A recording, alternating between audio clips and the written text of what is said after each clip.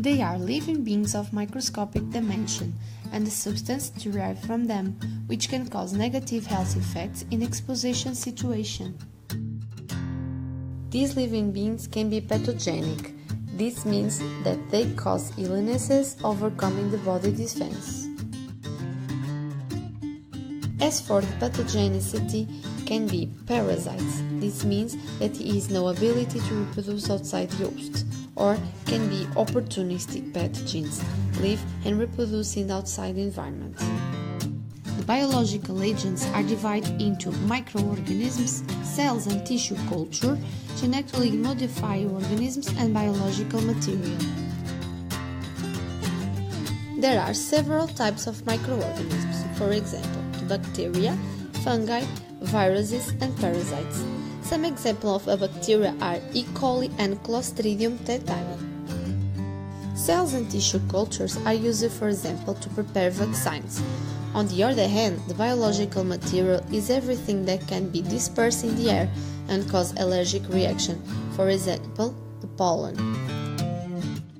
And finally, genetically modified organisms are those in which there is an introduction of the modified gene in its DNA to obtain the desired characteristic. The biological agents can enter our organisms through the respiratory, digestive, cutaneous, percutaneous routes and contact with mucous membranes. There are many risks activities associated with exposure to biological agents, depending on the degree of danger. For example, the food industry is less dangerous than health units. This exposure to biological agents may be intentional, for example, research work, or it may be unintentional, for example, health activities.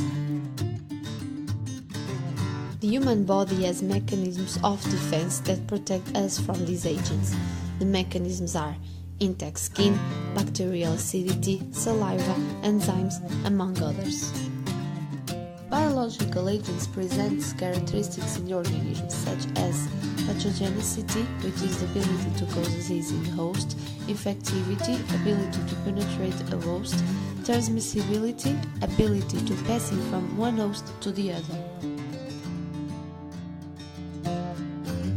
And finally, virulence, pathogenicity capacity measured by the mortality it produces and or its power to invade host tissues.